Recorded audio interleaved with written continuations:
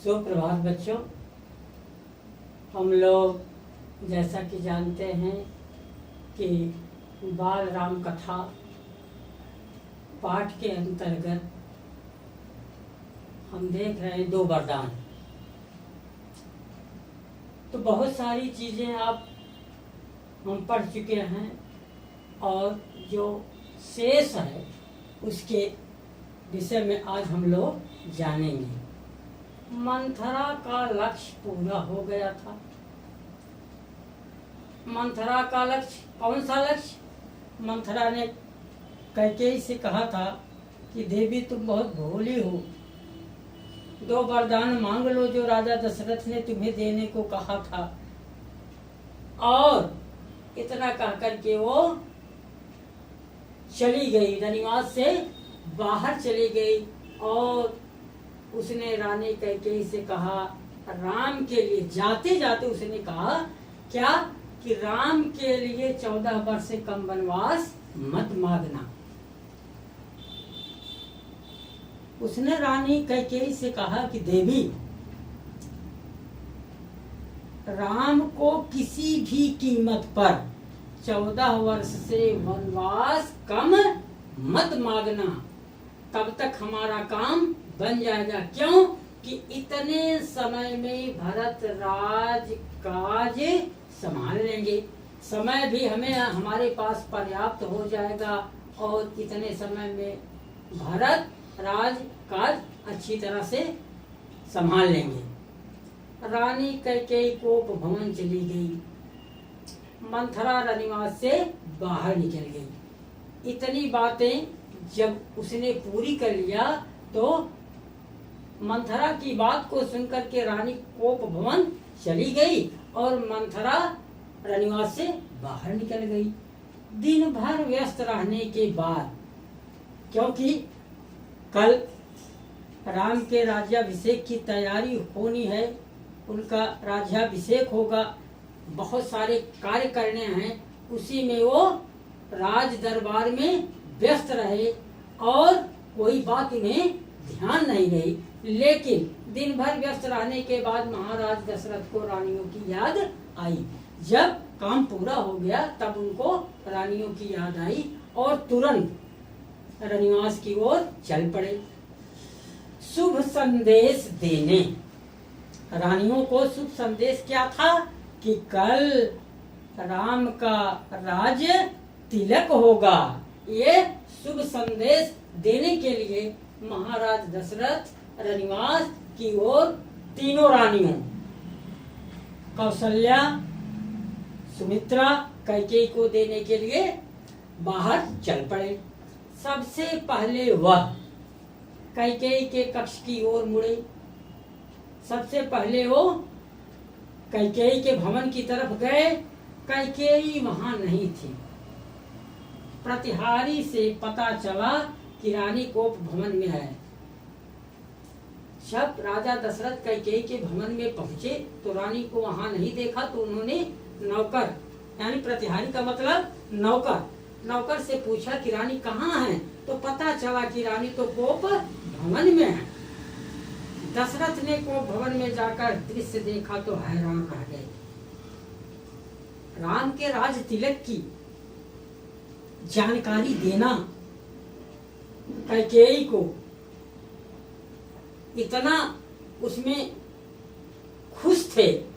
लेकिन जब वहां का नजारा, दृश्य का मतलब नजारा, जब कोप भवन में पहुंचे तो रानी की हालत को देख करके वो हैरान रह गए, परेशान हो गए। दशरथ ने कई सवाल पूछे परंतु कोई उत्तर नहीं मिला। क्यों कि रानी कैकेयी के कपड़े अस्त व्यस्त थे, कपड़े बहुत ही गंदे मैले कुचैले थे, शरीर पर कोई अलंकारण यानी आभूषण नहीं था, बाल बिखरे हुए थे। इस दृश्य को देखा तो परेशान हो गए, हैरान रह गए। दशरथ ने कैकेयी को मनाने का बहुत प्रयास किया। उन्होंने कैकेयी से पूछा कि आखिर आपने हालत क्या बनाई है, काम बात बताओ कि एक किस कारण से ऐसी तुम्हारी स्थिति हुई है। अंत में कैकेयी ने कहा कि पहले आप एक वचन दें, मैं जो मांगू उसे पूरा करेंगे। कैकेयी ने महाराज दशरथ से कहा कि पहले हमको आप वचन दीजिए कि जो मैं कहूँ आप उसे पूरा करेंगे, तब तो मैं पूरी अपनी बात को बताऊं, अन्यथा बताने से कोई लाभ नहीं है। दशरथ तत्काल हामी भर दी। कैकेयी ने कहा कि पहले आप एक वचन दे, मैं तो जो मांगू उसे पूरा करेंगे। उन्होंने तत्काल हामी भर दी। कहा, मैं राम की सौगंध खाकर कहता हूँ, मैं तुम्हारी हर इच्छा पूरी करता हूँ। राजा दशरथ ने कहा कि देवी, मैं अपने प्राणों से प्रिय राम की सौगंध खाकर के कहता हूँ कि जो तुम कहोगी वो मैं पूरा करूंगा। कैकेयी ने कहा, कल सुबह, बच्चों ध्यान दीजिए, कैकेयी ने कहा कल सुबह राज्याभिषेक भरत का हो। कल जो राज तिलक होना है वो किसका होगा? भरत का हो, राम का नहीं। पहली बात, पहला वचन ये हमको दीजिए कि कल राज तिलक, कल राज्याभिषेक भरत का होगा, राम का नहीं। थोड़ी देर रुक गए। थोड़ा रुक कर कैकेयी फिर बोली, राम को 14 वर्ष का वनवास हो। मेरा दूसरा वचन है। पहला वचन भरत का राज तिलक हो, दूसरा वचन राम को 14 वर्ष का वनवास हो। यह सुनते ही दशरथ अचेत हो गए। इतना उन्होंने ये समाचार जब कैकेयी के मुंह से सुना तो बेहोश हो गए, बर्दाश्त ना कर सके। कुछ समय बाद होश में आने पर बोले, यह तुम क्या कह रही हो? कैकेयी ने कहा, आप वरदान नहीं देंगे तो मैं विष पीकर आत्महत्या कर लूंगी। कैकेयी ने कहा, राजन, आपने वचन दिया है, रघुकुल की ये रीत रही है कि प्राण जाए पर वचन न जाए, लेकिन फिर भी कोई बात नहीं है। यदि आप वचन नहीं पूरा करना चाहते हैं, उससे मुकर जाना चाहते हैं, तो फिर भी ध्यान रखिए, मैं विष पीकर आत्महत्या कर लूंगी और यह कलंक आप पर लगेगा। दोबारा राजा दशरथ बेहोश हो गए। कितना सुनना था बच्चों कि राजा दशरथ दोबारा बेहोश हो गए। रात भर कैकेयी को जब होश आए तो रात भर कैकेयी को समझाते रहे, पर कैकेयी टस से मस ना हुई। वो समझाते रहे कि जो भी मांगो, सारी खुशियां मैं तुम्हें देने